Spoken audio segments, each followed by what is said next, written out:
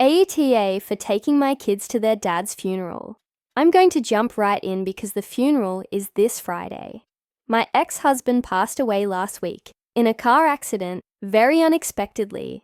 The troopers came to my house. I'm his emergency contact.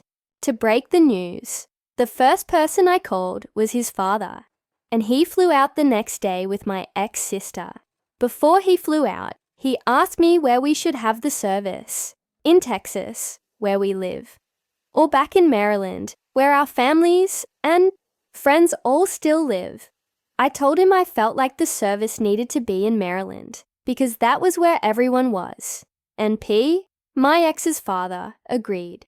He let me know the funeral home said they might be able to do a small viewing with just family, and I agreed to doing that as long as I felt like he was in a condition he'd be okay with. I met my ex's sister and his dad at the funeral home to go over paperwork and plan the viewing. He told me all the details for the funeral back home, and we talked a bit about where my ex worked, his day-to-day life, his home, and the probate process. His father was taking care of the probate process and seemed defensive about some of his belongings. I really felt like focusing on my children was more important than arguing over small things in the home.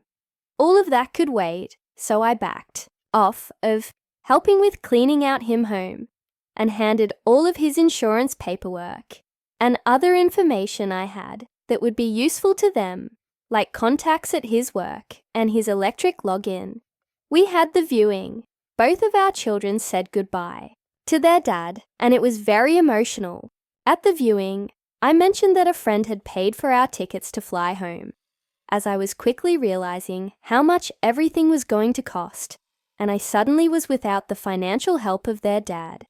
I was extremely thankful for their generosities after the viewing. I didn't hear anything from his sister or dad,